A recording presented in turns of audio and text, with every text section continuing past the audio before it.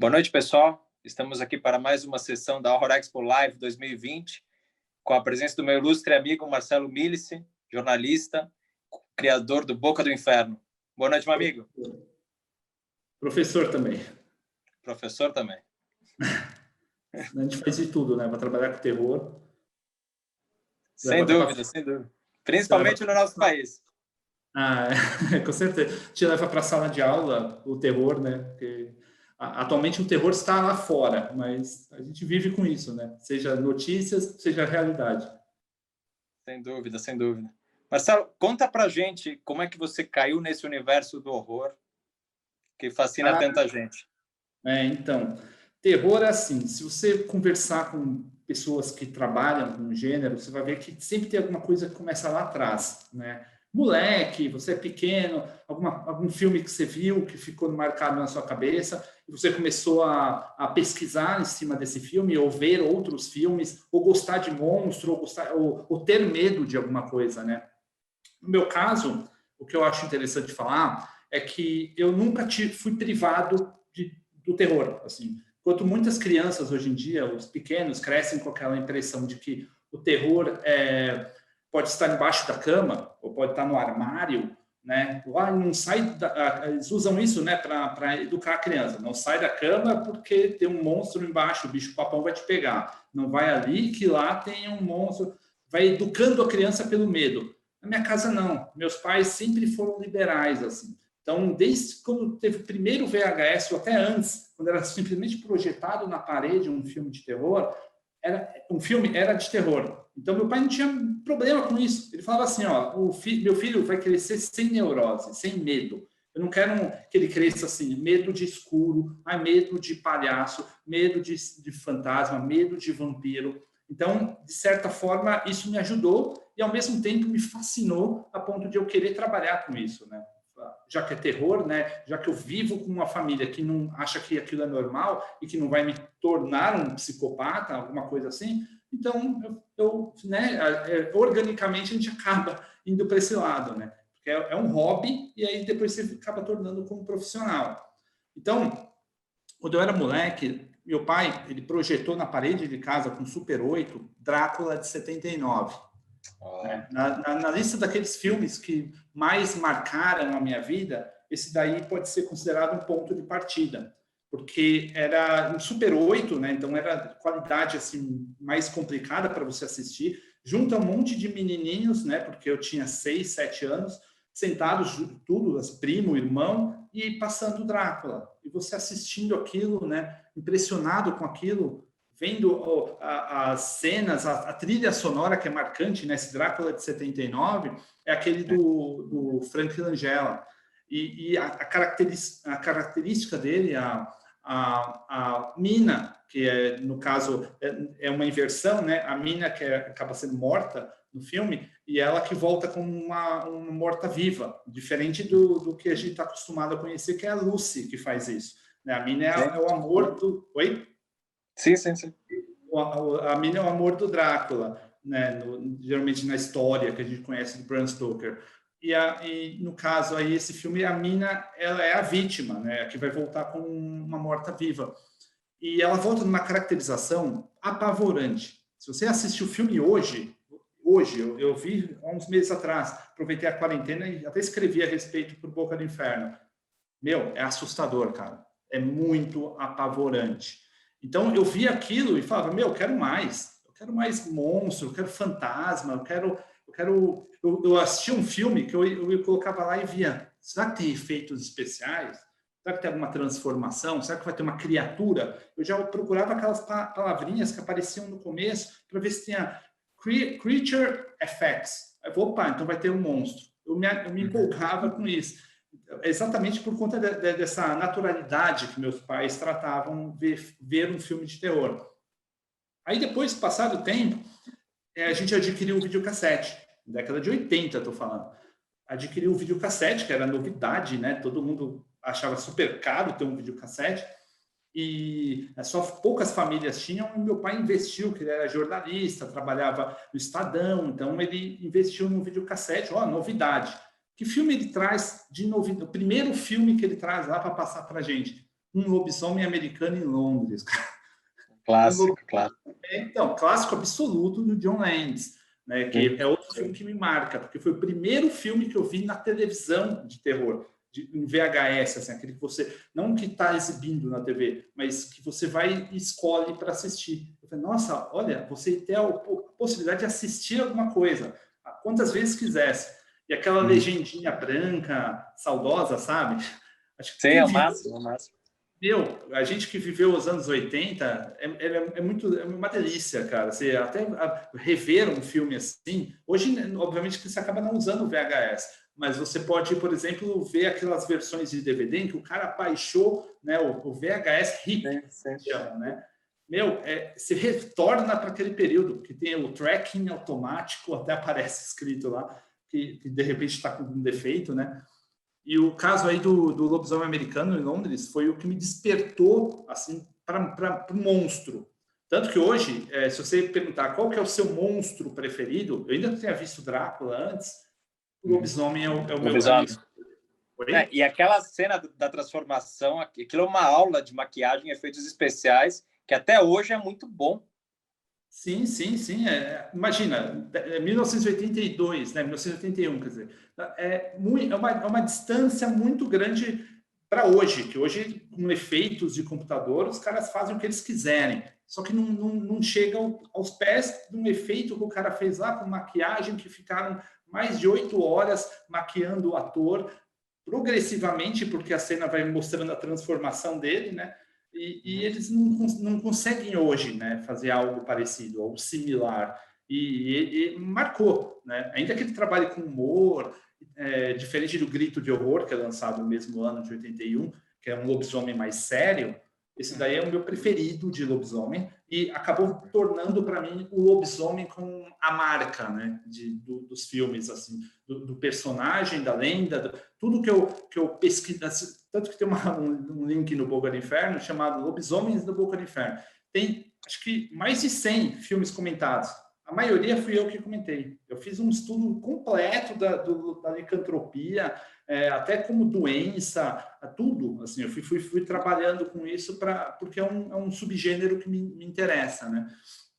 Então, esses dois filmes foram, assim, vamos dizer, os pioneiros em alguma coisa.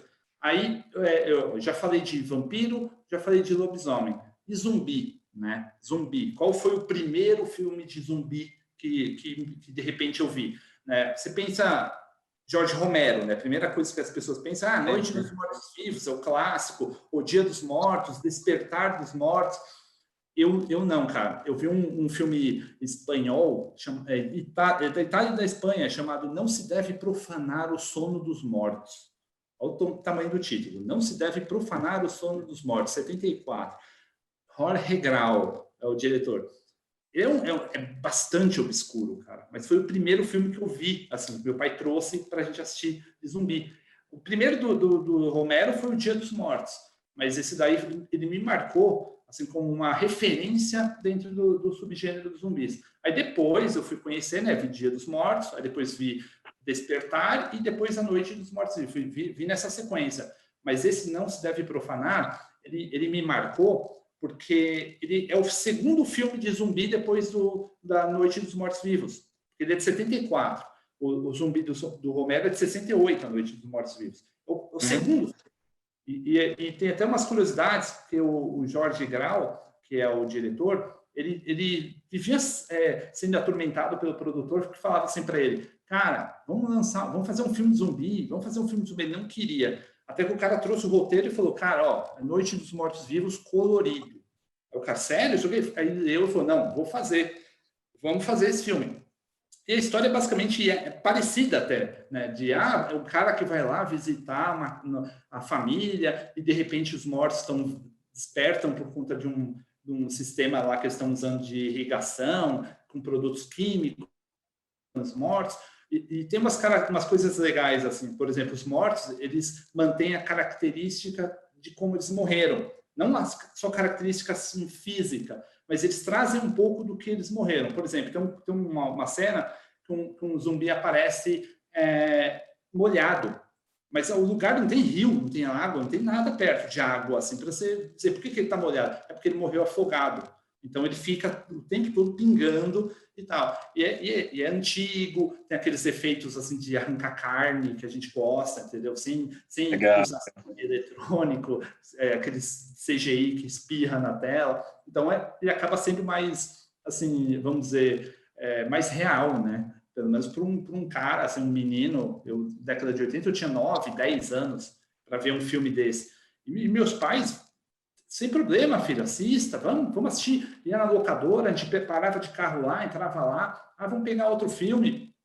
E aí alugava um filme, trazia, e a gente ia vendo, e vendo subgêneros, né? Eu falei do zumbi, já falei do lobisomem e falei do Drácula, né? Do vampirismo, zumbi, slasher, né? Sexta-feira 13, a gente pode dizer que é um ponto máximo de slasher, né? Quando a gente pensa em filme de assassino serial, a gente lembra do Michael Myers e lembra de Jason Voorhees. O primeiro que eu vi de assassino foi da série Sexta-feira 13, mas foi Sexta-feira 13 parte 3. Você lembra da parte 3? Lembro. A parte 3 é aquela que tem aquele gordinho Shelley, que é ele que dá a máscara do Jason, né? Da máscara famosa. Tanto que o ator não fez mais nada assim, de importante. Ele só fez esse filme e umas participações pequenas. Até hoje, o cara dá entrevista porque ele deu a máscara de hóquei para o Jason e o Jason passou a usar. Ele ficou uma referência, assim, ficou famoso por conta disso.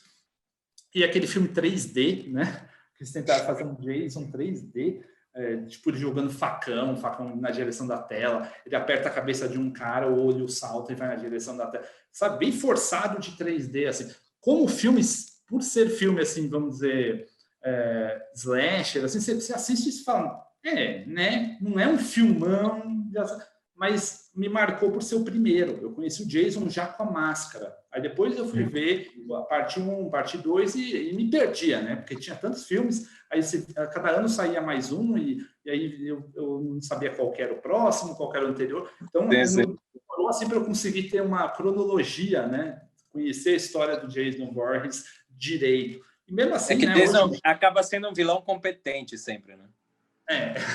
E mesmo assim, hoje em dia, a gente não conhece, né? Porque é tão bizarra a história, né?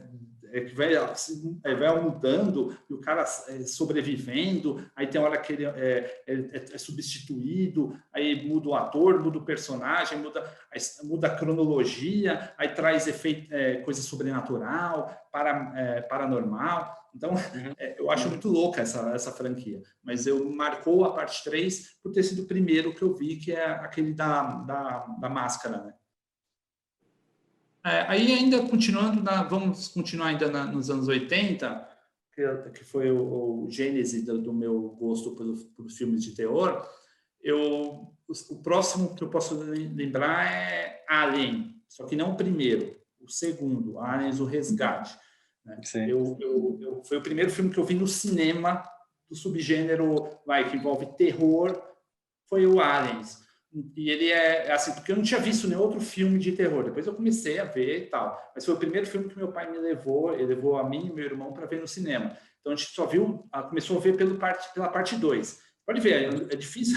Quando tem uma série, eu nunca vejo o primeiro. Assim, o primeiro é depois e tal. E eu gosto pra caramba. Aliens, o Resgate, eu gosto pra caramba. Porque aquele do gato Jones, sabe? Que tem a criatura dentro dele, e aí começa a gerar todo o problema. E a Tenente Ripley, né? Que é a Sigourney Weaver, ela tá badass, assim, sabe? Ela tá sim, né? Cara, Alien 1 e 2 são sensacionais. Fantástico. James Cameron, nossa, eu sinceramente, se você perguntar qual que é o meu favorito, o primeiro, o que eu mais gosto mesmo, o melhor é o 2. Depois vem o 1, e aí os outros, né, a gente ignora, mas pode gostar.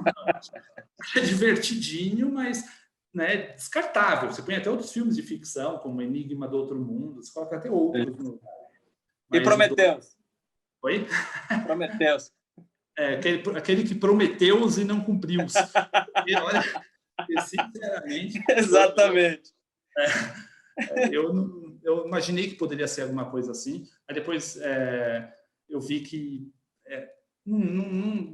assim, tipo, é interessante, vamos dizer assim, conhecer a origem, né? Não sei para quê, mas conhecer a gênese, de onde veio o Alien e tal. Mas, sei lá, cara, não Cara, sei. Não... teria sido tão melhor se inventassem outro nome que não tivesse nada a ver com a franquia. Sim, sim.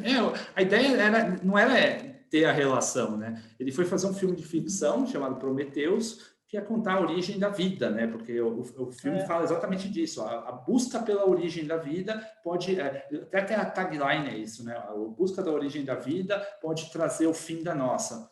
E eles vão pesquisar isso e tal. Aí depois começou a surgir notícias que ele falou, tem o DNA do universo Alien. Ele começou a soltar isso. Acho que ele deve ter tido essa ideia no processo, sabe? Vamos colocar o Alien, aí depois mudou, aí depois fez o seguinte lá, que é o Alien Covenant, lá, que aí ele assumiu de vez, né? Vou fazer um novo Alien, vai.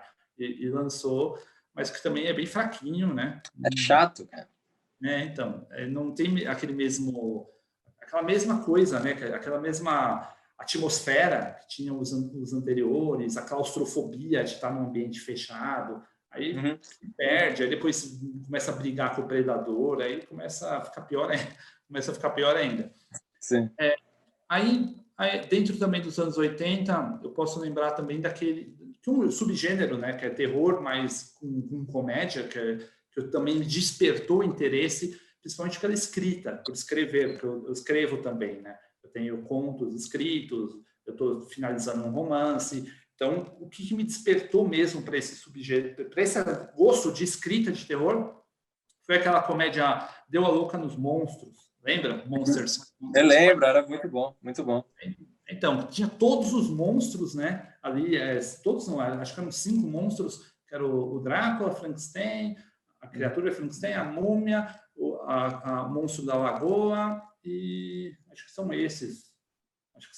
E também a parte da bruxaria, que é um ritual que trouxe as criaturas. E é comédia, e tem criança, e você está mais ou menos naquela faixa etária, então você fica meio naquele universo, né? Esse, aquele The Gate, né? O portal também é da mesma época, que você fica, nossa, é como se eu estivesse ali, né? Assim, porque a minha idade, o menino tem a mesma idade, está vivendo aquilo tudo. A Casa do Espanto também, que é do mesmo ano, né? De 86. Então, tudo dentro desse universo do terrir, né, que despontou nos anos... Oi? Sim. O terrir que cresceu muito. Então, e tornou o terror assim mais pipoca, né? Mais divertido, porque na década de 70 era aquele terror cruel, terror cru, né? Massacre da Serra Elétrica, Aniversário Sangrento, que era violência mesmo, exatamente para acabar com a família, né? Porque anteriormente tinha aquela ideia assim, American Way of Life, né? O jeito americano de viver, que valorizava a família. Isso foi até finalzinho dos anos 50, assim, mais ou menos. E aí, quando começou, no final dos anos 50 para os 60, e foi empurrado para os 70, começaram aquelas coisas de destruição da família. Então, os hippies saíam, fugiam, se juntavam em grupos, queriam liberdade, não queria formar família, chamava os amigos, né, de familiares. E aí, obviamente, começaram a surgir seitas, né, que mexiam com a cabeça. O Manson lá, o Charlie Manson, que fez cometeu aquele assassinato. E aí o terror era cru até o final dos anos 70. Anos 80, que é a década de ouro, né, que a gente chama, tem os slashers, tem alguns filmes sobrenaturais, como o Brinquedo Assassino, o Hellraiser, algumas franquias, né? Mas principalmente os slashers, porque só em 1981 foram feitos 40 filmes de slashers. 40! Só em 1981. Se fizer uma lista, 40 slashers, sabe? Aniversário Sangrento, aí uma porrada, né? Tem até aqueles assim, que é meio mais trashão, assim, não entre na floresta, né? Quando não lembro o título em português, que é Don't Go in the Woods e tal. É tudo dos anos 80, comecinho dos anos 80. Só que aí depois eles deram uma aliviada. Aí começou o terror ser engraçado. Tanto que o primeiro Hora do Pesadelo ele é sério, depois ele também entra pro terrir, né? O Chuck, ele começa sério, depois vai também pro terrir. Ele cai. E tem gente que acha que destruiu, né? O gênero mas o Robert Englund, ele é muito bom nessa veia cômica, né? Então, eu acho que combinou bem com o personagem, né? Porque se você vai levar a sério um cara que te ataca nos sonhos e tal, que foi queimado, deixa ele ter esse jeito dele, né? Porque eu acho que foi muito do ator, foi mais do ator do que propriamente do roteiro, ele ter essas frasezinhas que ele usava para antes de matar uma pessoa, né? E também nessa época, outro filme que me marcou, agora já é mais sério, e também me ajudou por conta de composição de histórias, é O Armário do Diabo. Armário do Diabo é trashão. Preciso até escrever sobre ele no Boca do Inferno. Eu estava fazendo a lista dos meus filmes que me influenciaram tal, para a gente ter essa conversa, e veio na minha cabeça O Armário do Diabo. E é aquele filme de VHS que se assiste, que envolve telecinésia, trazer os mortos, trazer o demônio, e o demônio ele volta, ele surge no armário de um moleque.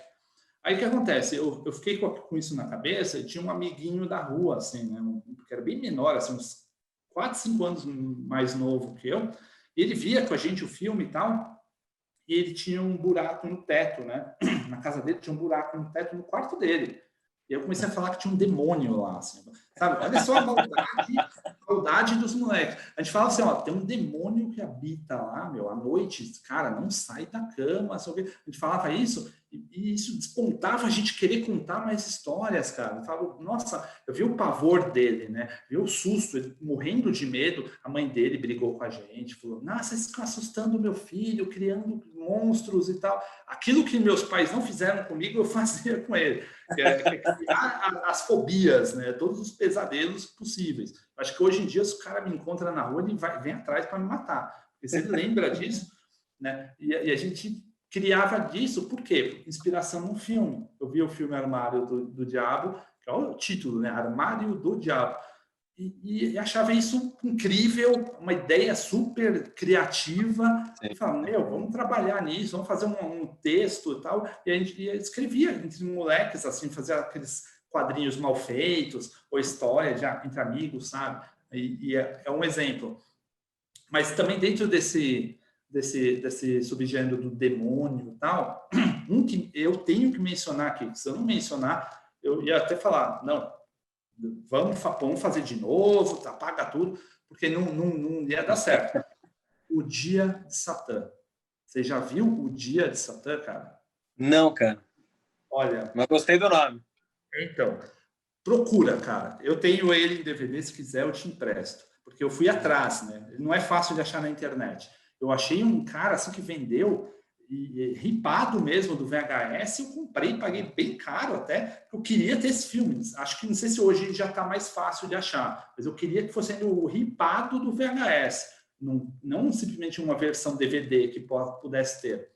Porque é uma cidade, imagina, dois amigos chegam para uma cidade, né? O ônibus quebra ali perto, super clichê.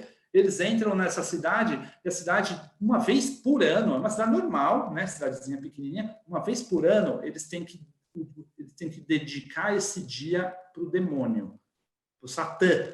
Então, eles não saem de casa, ninguém pode sair de casa, e as ruas são tomadas por criaturas que ficam andando com uns tambores, né? Batucando, assim, tum, tum, tum, tum. E cada pessoa que eles pegam, eles vão chicoteando, sabe? É tipo uma procissão de monstros, assim, arrastando as pessoas, e eles levam até o demônio, que é alguém da cidade, né, que incorpora o demônio, e que de dentro assim, dele sai uma terceira mão que ele toca na pessoa, assim, tira a alma, né? Tanto um dos títulos do filme é The Third Hand, mas ele é mais conhecido como Judgment Day, que é o dia do julgamento.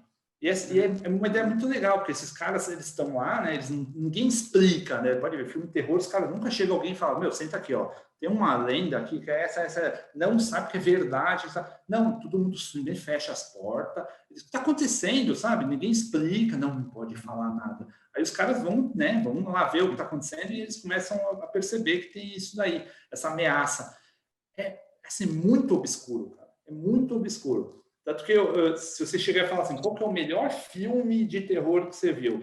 Sabe, obviamente, cara, lista qualquer pessoa vai falar Morte do Demônio, né? Que é o clássico absoluto, ou talvez Exorcista, A Profecia, vai citar esses. O primeiro filme que eu falo O Dia de Satã. A pessoa fica assim, hã? Né? Porque ninguém, né? Não é um filme popular que todo mundo fala. Não. Né? Não é assim tão comum, mas para mim é uma referência de filme de terror, assim, de medo mesmo. Hoje cara, eu quero ver isso depois. Oi? Quero ver isso depois, esse eu não conheço. Veja, cara, veja, depois você me dá a sua opinião e se coloca num menino, né? Porque isso é final dos anos 80, é de 88 esse filme, um menino assistindo, assim, eu tinha 10, menos 10, eu tinha 12 anos, assistindo isso daí, né? Aí, já com toda essa inspiração de terror, ainda vendo isso e tal, com aqueles filmes escurinhos de VHS e tal, é de assustar mesmo, assim, você ficar... Se você entrar no clima do filme, na atmosfera do filme, você não vai, né? Você vai ficar aterrorizado. E aí, entrando nos anos 90, eu menciono outro filme que também foi importante para a minha trajetória, né? Esse filme que eu já falei de praticamente todos os subgêneros, né? Falei de vampiro, zumbi, falei até de alienígena, falei do terrir, passei um pouco por cada um deles, né, para representar, né, o demônio e tal, e faltava assombração, fantasma. E eu acho que até quando eu falar esse filme, você vai lembrar que a gente já até conversou a respeito disso, acho que no primeiro encontro que a gente teve, primeira vez que a gente conversou ano passado, A Casa das Almas Perdidas. Cara, esse é um classicaço, né? É uma aula de terrores. Então, cara, é made for TV, né? Lembrar isso, é um filme para TV, sem recursos, não tem efeitos especiais mirabolantes, nada disso. É super simples, mas ele retrata uma história real, né, de uma família que foi atormentada por uma assombração. Assombrações, aliás. E eles moravam numa casa germinada, né, a família, mas os avós no mesmo ambiente, praticamente.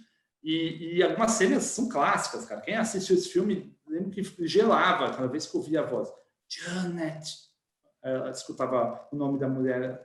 Falou, mãe, oi, você está me chamando? Ela ia lá. Não estou te chamando, estou assistindo TV aqui. Eu escutei você me chamar. Sabe, umas coisas simples, assim, que você ficava, putz, caramba, imagina se eu ouvir seu nome ser chamado, ou então uma luz que atravessa o ambiente, vai para a parede, desaparece. É simples, super simples. E é interessante, eu li o livro, né? Até li um livro que foi lançado pela Dark Side, né? Que chama Ed e Lorraine Warren, acho que chama Origins. Não, preciso lembrar sobre o subtítulo, mas ele foi lançado pela Dark Side. Eu li o livro, achei muito bom, assim, a história, que ele complementou tudo que eu já tinha visto, eu lembrei do filme, o filme é mais, assim, condensado, e eles viveram um terror que não teve fim, né?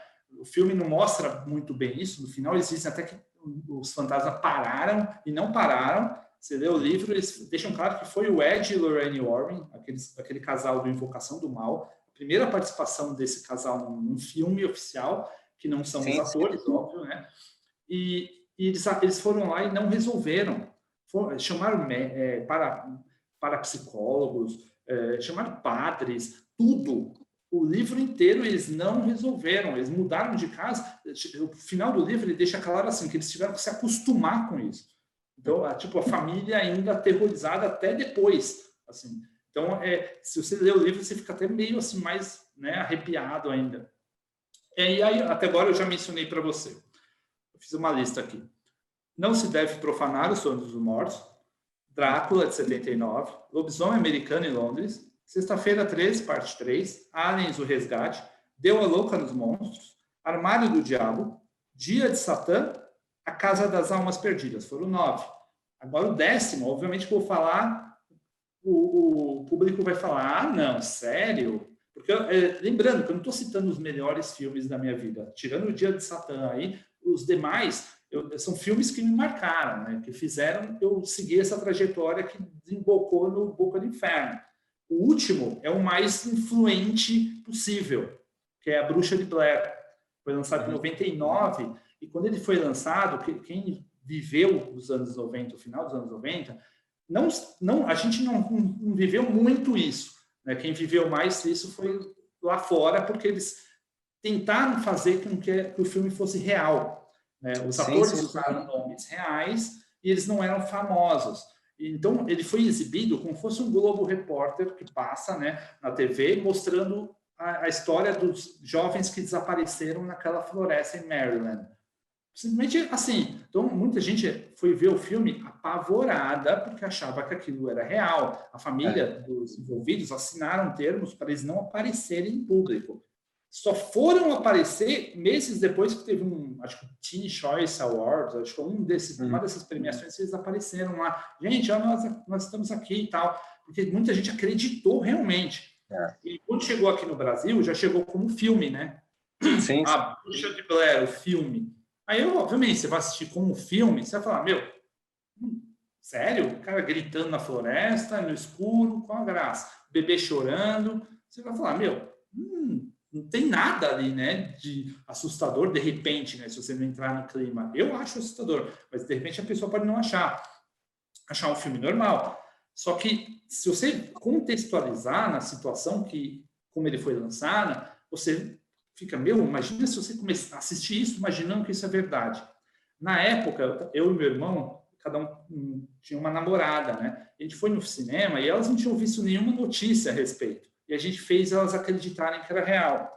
Caminho do cinema, a gente falando, a gente falando assim, ó, nós vamos ver um filme que é verdade, viu? Os atores, o que aconteceu nesse filme, a família autorizou e tal, sabe? Criou isso, essa atmosfera.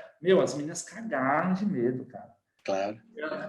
Elas são um reflexo do que o pessoal lá fora viveu e o impacto causado pelo filme. Elas chegaram a lacrimejar, pediram. Eu lembro assim, a minha namorada, eu louco para ver o filme, ela querendo ir embora. Vamos embora, isso aí está muito apavorante. O que está acontecendo, sabe? Ela, desesperada. As duas meninas, o resto do cinema normal, né? Estão comendo pipoca, não tá nem. E as meninas apavoradas.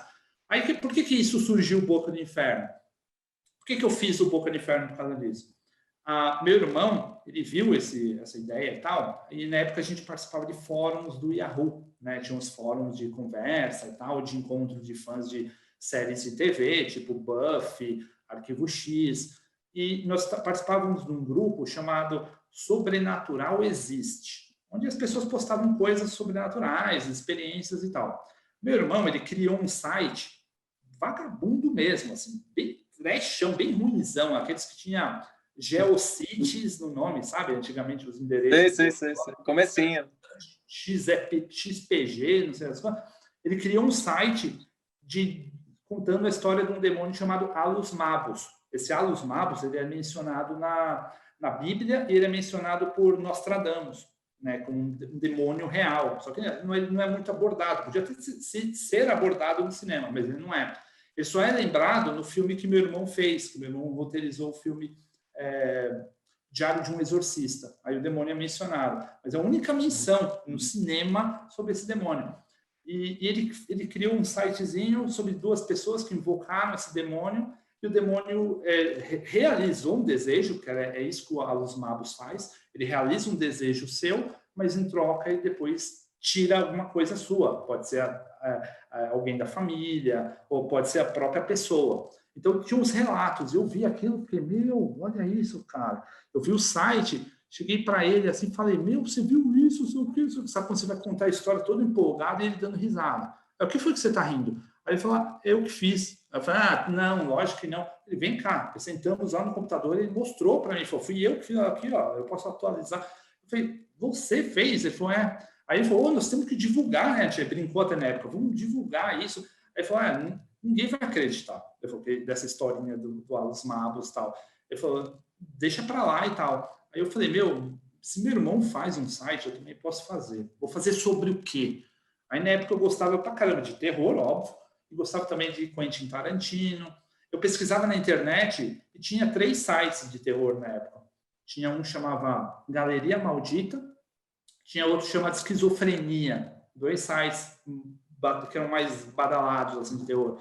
Só que o cara atualizava o site a cada, quando ele quisesse. uma vez por mês, 2 meses. E aí, uma vez eu escrevi para o cara do Galeria Maldita, falando assim, e aí, meu, não vai atualizar o site, né? Porque eu entrava todo dia lá, queria notícia, queria coisas de terror e tal. Aí o cara respondeu assim, você vai me pagar quanto para eu atualizar? Aí eu fiquei puto da vida, né? Eu falei, não, eu já estava na faculdade nessa época.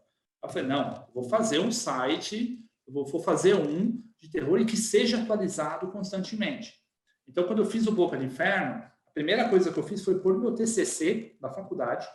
Eu fiz um TCC sobre horror gótico na literatura inglesa e norte-americana. Coloquei integral no Boca do Inferno. Legal.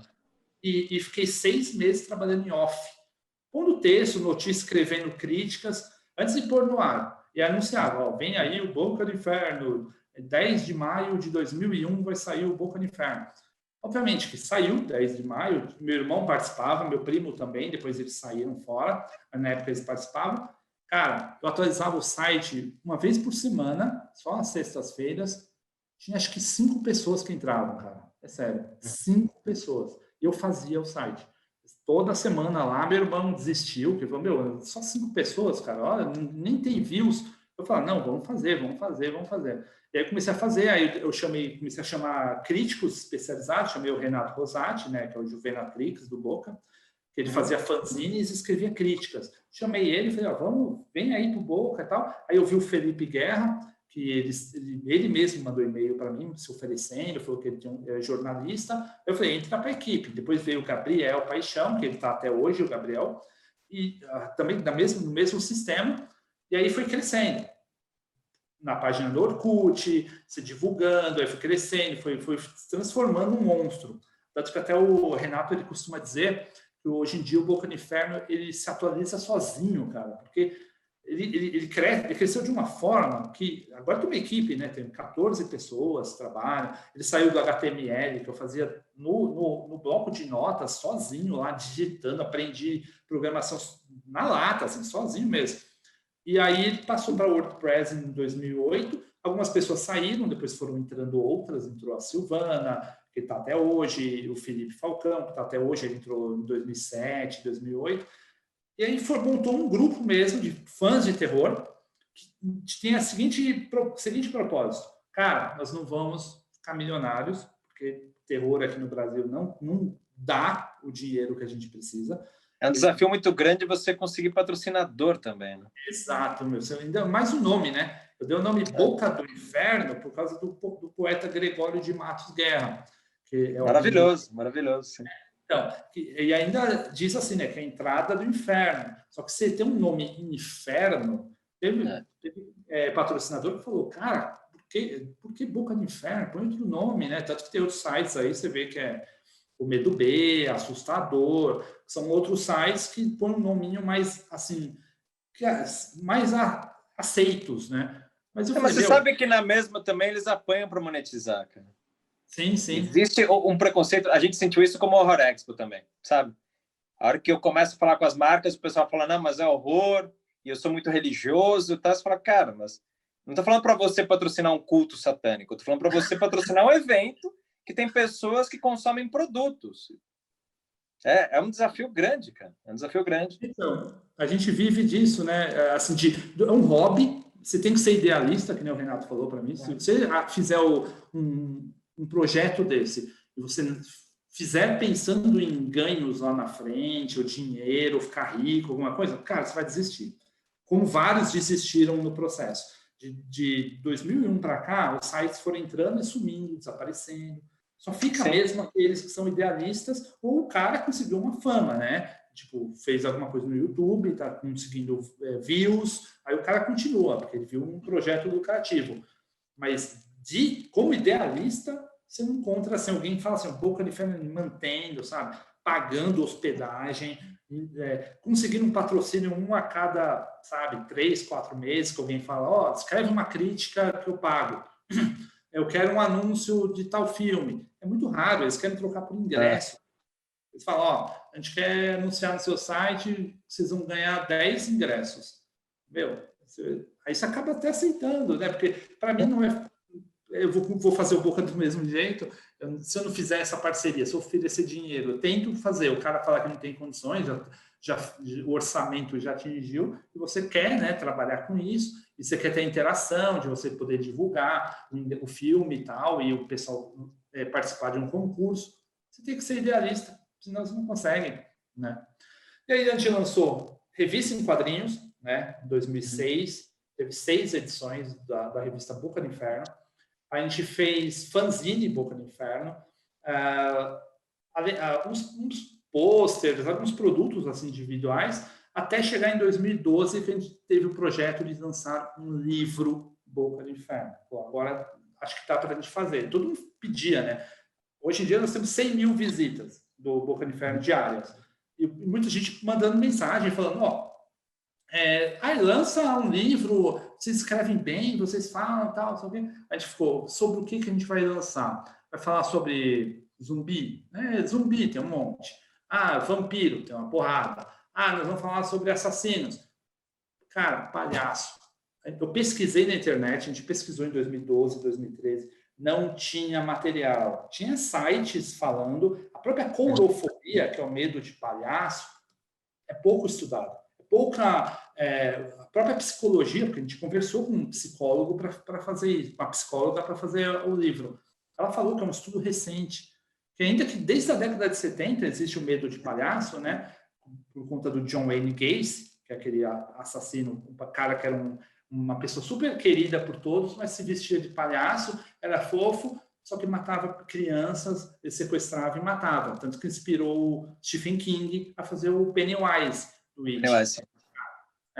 E desde a década de 70, só que eles não têm um estudo específico sobre. Quando você vai falar sobre medo de palhaço, eles associam o medo de palhaço a uma pessoa que tem medo de circo, tem medo de pessoa mascarada, que é uma fobia meio, vamos dizer assim, paralela, né? Mas de onde vem? A gente, por conta assim, de você querer não só escrever sobre, mas você ter curiosidade em saber. O que fascina é isso. Não é só você simplesmente trabalhar o terror, a produção do livro, mas você descobrir as respostas. A gente descobriu que eram 3 razões que faziam as pessoas terem medo de palhaço hoje em dia, e elas funcionam ainda. Ou por conta de um trauma, né? A pessoa teve algum episódio na infância, por exemplo, ela estava andando, aí viu um palhaço numa loja, o palhaço foi agarrar, ela levou um susto e ficou com aquilo na cabeça, ou era um palhaço muito feio, que ela viu num evento. Isso é um trauma, a criança cresce e ela fica com aquela mente, né? A pessoa mascarada, a pessoa com rosto de palhaço é assustador. Ou herança também. Como é que funciona a herança? A pessoa, por exemplo, eu tenho medo de palhaço, eu chego para o meu filho e fico falando, não vamos para o circo não, tem palhaço lá, palhaço é uma merda, vamos ficar aqui, sabe? Aí o menino ouve isso falando, então palhaço é ruim, entendeu? Palhaço é ruim e tal, e aí ela cria uma herança, porque ela aprendeu comigo que o palhaço é ruim, sem ela ter a própria descoberta dela, né? Oi? Eu tô vendo. E a terceira qualquer, que gera o medo de palhaço, um é trauma, outra é herança e a outra é... qual que é? Tem 3. Trauma, herança e... trauma de experiência, a herança... Puxa, não vou lembrar, cara. Estou tentando lembrar aqui, mas são 3 razões que levam a pessoa a ter medo de palhaço. Cara, a minha irmã tem fobia de palhaço porque ela viu aquele Killer's Clown quando a gente era criança e até hoje ela não aceita palhaço de jeito nenhum. Mas é comédia aquilo lá, cara. Mas ela ficou assustada. O cara tira com a arminha dele, sai pipoca lá e transforma as pessoas num... Então, ela tinha, sei lá, uns 4, 5 anos e ficou impressionada com os palhaços. Então, é por conta de um filme, né? Ela teve uma experiência... acho que é isso. Acho que a terceira é exatamente isso. Acho que é alguma relação com a ficção, assim, de uma leitura ou um filme. Não é um trauma direto nela, mas algo que ela leu. Acho que são essas 3. Né? O trauma, a herança e a influência de alguma coisa, algum produto. De um ambiente externo. Alguma coisa que gerou aquilo lá. Eu fui vendo, eu fiz uma pesquisa com meus alunos, era a primeira fobia que eles apontavam. Imagina, você fazer eu chegava na escola, na sala de aula, 40 alunos e falava, vamos fazer uma pesquisinha rápida. Quais são os medos que vocês têm? Aí eu perguntando, medo de fantasma, né? Palhaço ganhou, cara. Depois vem boneco, sabia? Tem gente, eles têm medo de boneca, cara. É isso mesmo, tem medo mesmo. Era até uma intenção nossa escrever também um próximo livro, que seria... De bonecos? Exatamente, trabalhar medo de bonecos. Porque tem muito filme, tem muito desenho, tem muita coisa, né? Hoje em dia está um pouco mais zoado, né? Por causa da Annabelle, Chuck e tal. Mas eu acho que seria uma temática interessante, assim, que daria Cara, um livro. eu li teu livro e, assim, é uma aula impressionante a quantidade de detalhes que vocês levantaram. O livro é muito bom mesmo. Então, a gente fez assim, a gente dividiu em 5 pessoas, cada um ficou para uma área específica. Então, o Rodrigo, ele ficou com a parte de quadrinhos. Então, você pode ver que ele fala do Coringa, fala do Spawn, e outros palhaços assim de desenhos e tal. O Felipe, ele me ajudou nas resenhas. Eu escrevi artigos e resenhas. Os artigos são todos meus. O próprio estudo para psicólogo é meu. Mas ele escreveu resenhas de filmes em geral.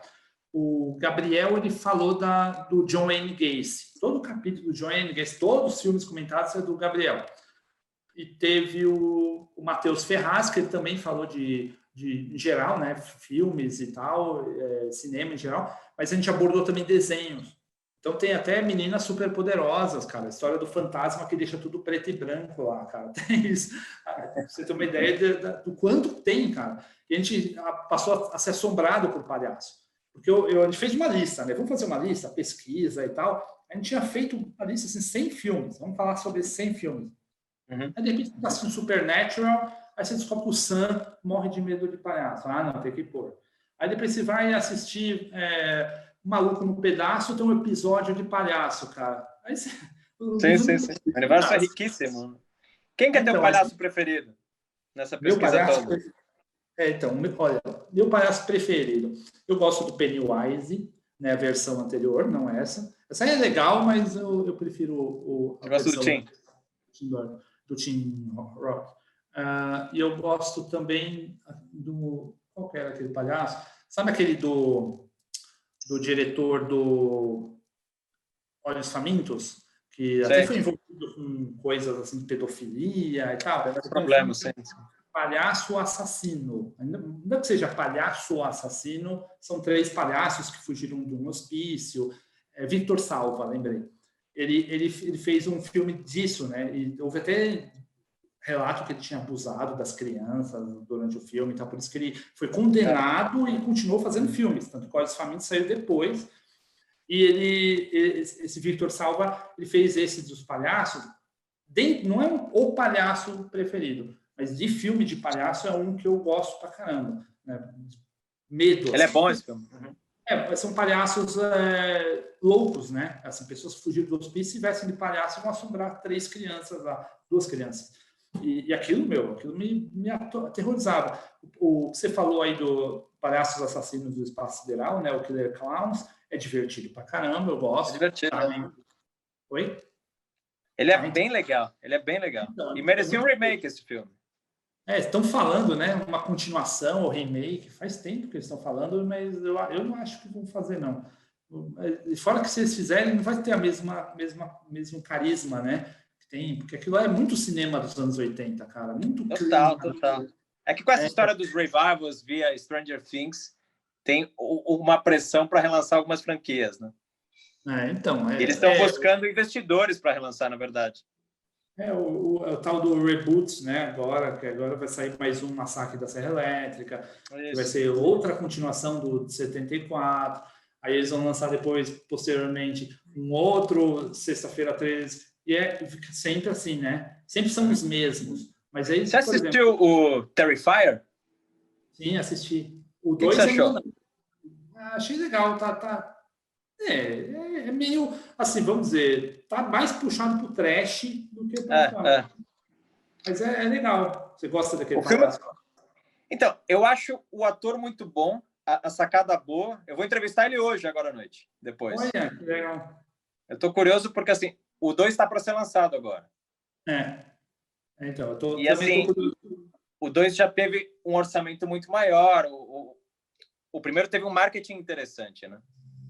Sim, sim, sim. Eles trabalharam mais. Mas eu acho que foi mais assim, o sucesso dele. Depois você pergunta para ele isso, se não teve um pouco de influência daqueles palhaços, avistamento de palhaços. Se não teve um pouco disso, né? Porque Assim, é uma boa pergunta. avistar palhaços, lembra? Teve aquela modinha de pessoa assustando vestido de palhaço, e ele saiu mais ou menos nessa época. Foi. Perguntar para ele se não foi uma onda, né, que ele trouxe, se era algo que eles já estavam planejando, alguma coisa assim. É uma boa pergunta, cara. Vou perguntar, sim. Vou falar com ele daqui a 2 horas. Olha, vai ser uma entrevista boa, hein, cara? Vai ser uma boa entrevista. E é isso, legal, cara. O que mais você quer saber? Muito bom, muito bom. Cara, para alguém que quer entrar hoje no universo de produção de conteúdo, o que você recomendaria? Qual seria o teu conselho de alguém que está nessa luta há tantos anos já? Idealismo, cara. Idealismo. Você vai fazer até aquele filme Campo dos Sonhos, né? Eles dizem, construa e eles vão vir, né? Se você construir, eles virão. É mais ou menos isso. Se você fizer e você se dedicar àquilo e fizer com afinco mesmo, não pensando em sucesso, não pensando em ganhar dinheiro, fizer porque você quer fazer algo assim. Mas o que é mais interessante não é também só o idealismo, é o que não tem aí hoje, entendeu? Porque se você pesquisar, você vai achar muita coisa. O que você vai contribuir, né? O que você vai trazer de diferente para esse mundo? Porque já tem de tudo. Vou fazer um canal no YouTube onde eu vou fazer críticas de filme. Cara, já tem. Vou falar sobre experiências, sobre eventos sobrenaturais. Já tem, amigo. Então, você tem que achar alguma coisa que fuja do padrão, né? Não seja tão óbvio, que hoje em dia acho que ninguém entra mais com um site, cara. Porque você sabe que sites estão todos fechando ou migrando para YouTube, Instagram. O Boca que se mantém como site mesmo. Mas agora tudo é meio assim, né? Virtual, é vídeo. Tudo é vídeo. Claro, né? claro. É que eu acho que assim, a vantagem que você tem sendo proprietário do portal é que se uma rede social muda de regra, você continua firme e forte, né? Teu tráfego fica inabalável e você ainda pode trabalhar as redes sociais sem depender de ninguém, né? Sim, se o YouTube der um problema e falar não vai ter mais YouTube, o Instagram mudar as regras, eles todos se dançam, né? E o Boca não tem, cara. O Boca tá lá e vai se mantendo. E aí você tem filho, aí você começa a já pôr coisa na cabeça, você vai atualizar o site, hein? Quando você crescer, tá vendo isso aqui, ó, Boca de Inferno. Não vai, esse site não é para acabar, não. É eterno.